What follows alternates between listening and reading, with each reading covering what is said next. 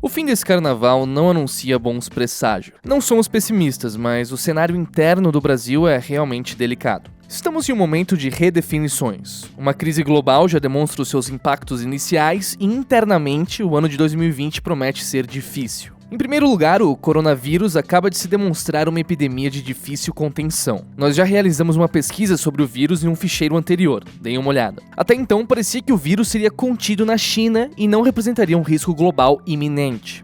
Mas não é bem assim. A Itália foi atingida fortemente pelo vírus e jornalistas brasileiros lá retratam um cenário perturbador. Máscaras na rua, eventos cancelados, quarentenas, até missas foram canceladas. O Ministério da Saúde italiano expediu um decreto pedindo que as pessoas não compareçam a aglomerações e se recolham às suas casas mais cedo. A Áustria fechou temporariamente o tráfego nas fronteiras da Itália e a Eslovênia e Croácia, que também fazem fronteiras com a Itália, convocaram reuniões de emergência.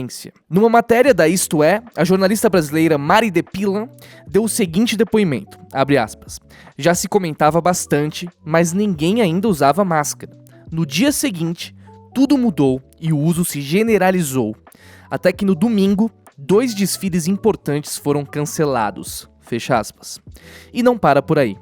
O coronavírus atingiu também a Suíça, Croácia, França, Inglaterra, Suécia. Europa Oriental e Ocidental está sob o risco do vírus. A característica geográfica da Europa favorece a difusão. É um continente pequeno, com muitas cidades populosas, e os países fazem fronteiras com muitos outros países. O alastramento do coronavírus na Europa atinge o coração do mundo ocidental, e os efeitos econômicos já se fazem sentir. As bolsas europeias registraram a maior queda desde 2016, quando a Inglaterra tomou a decisão de sair da União Europeia. Novamente, na terça, fecharam em baixa. Milão, Paris, Londres, Madrid, todas as bolsas fecharam com quedas crescentes. Com o Brexit e o surto do coronavírus, queda nas bolsas não é só o Brasil que enfrenta um ano de 2020 bem difícil. A Angela Merkel e Macron devem estar bem preocupados. As expectativas para o Brasil também não estão diferentes. Na quarta-feira de cinzas, a bolsa brasileira caiu mais de 5%. E no dia seguinte a queda persiste. O primeiro caso de coronavírus em São Paulo foi confirmado pelo Ministério da Saúde. É um empresário que veio da Itália. Ele procurou atendimento no Einstein. Tendo sido confirmado o caso viral, foi encaminhada uma amostra ao Instituto Adolf Lutz, que faz a contraprova da contaminação. A complexidade da situação é alta. São Paulo é a maior metrópole da América do Sul, uma cidade bem populosa, geograficamente imensa, com conexões comerciais e históricas com a Itália, onde o surto do vírus está agudo. Além disso, encaramos a tradicional ineficiência do Estado brasileiro, o que em tempos de epidemia global pode ser um risco exponencialmente alto para a nossa população, com consequências na já combalida economia nacional. Se não bastasse isso, ainda temos que nos preocupar com sérios problemas políticos. Politicamente não estamos em uma fase tranquila. Alguém pode dizer que há muito tempo nós já não sabemos o que é tranquilidade. E essa ironia seria uma verdade incômoda. Mas, no estado de permanente turbulência, também há momentos mais agitados e outros de relativa estabilidade. Mas claramente nós estamos no momento agitado. A permanência do ministro Paulo Guedes é questionada pelos veículos de mídia. Não parece uma fake news. De fato, o crescimento esperado de 2,2% de PIB para 2020 é bem baixo. O enfraquecimento na base congressual do governo é um fato. E as reformas idealizadas por Guedes após a reforma da Previdência patinam num limbo sem que haja nenhum sinal de que serão implementadas. E com isso, a sua permanência no governo se torna uma incógnita, pelo simples e claro fato de que ele está sem função.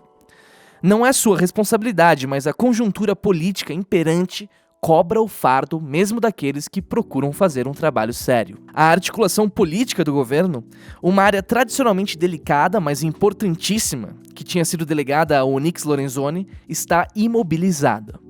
A colocação de um general no lugar, Braga Neto, sinaliza indisposição de recuperar a relação com o Congresso. Como se sabe, essa relação nunca foi boa. Por parte do Congresso, existe o desejo de manter tudo como está.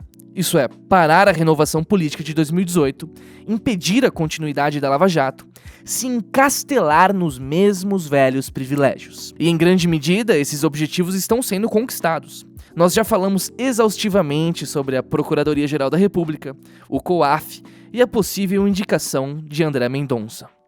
Da parte de Bolsonaro, sempre faltou habilidade e disposição para fazer a necessária articulação política. Em diversos artigos, a equipe da redação do MBL News apontou esses problemas. Agora, o governo se precipita para mais uma aventura. Aumenta o caos na base exponencialmente, chamando uma manifestação contra o Congresso para o dia 15 de março. Inúmeros cards e memes mostram claramente qual o sentido dessa manifestação. O general Heleno acusa o achaque do Congresso. Bolsonaro vai para cima com manifestação cuja pauta é clara: apoiar o presidente a todo custo. Assim, começamos um ano com a reforma administrativa estacionária, uma reforma tributária pouco discutida pela sociedade, cujas consequências ainda não podemos estimar de todo, mas que já causa espécie em diversos setores da economia. Junta-se a esse delicado panorama a presença incongruente de um ministro da Economia, cujas reformas estão paradas, e de um ministro da Justiça, tornado maior que aquele que o pôs no cargo. Moro, que deu recentemente uma bateria de entrevistas, também se encontra em delicada posição. Acusado de capanga das milícias por pessoalistas, soube bem respondê-los ao mostrar que as medidas elaboradas no intuito de combater as milícias foram freadas pela ação legislativa do próprio PSOL. Entretanto, isso não quer dizer que ele esteja no mais confortável dos postos.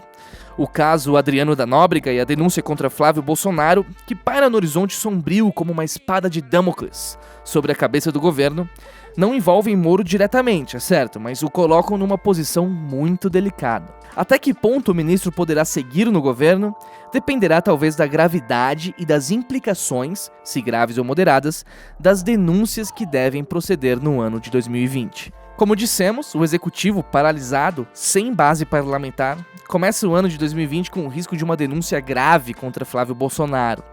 O caso Adriano da Nóbrega reúne coincidências estranhas. A sua morte pode não significar absolutamente nada, mas as coincidências do caso são espantosas.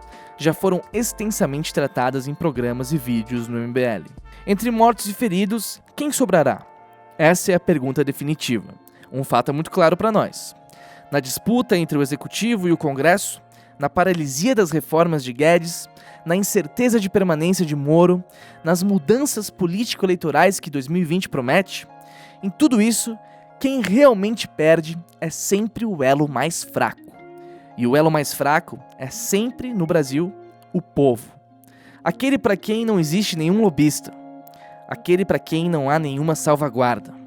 Nem segunda chance quando a economia falha e quando a política entra no turbilhão do absurdo. É isso aí, pessoal. Espero que tenham gostado do ficheiro de hoje. Deixe aí seu like se curtiu e compartilhe com seus amigos. Até a próxima. Um abraço.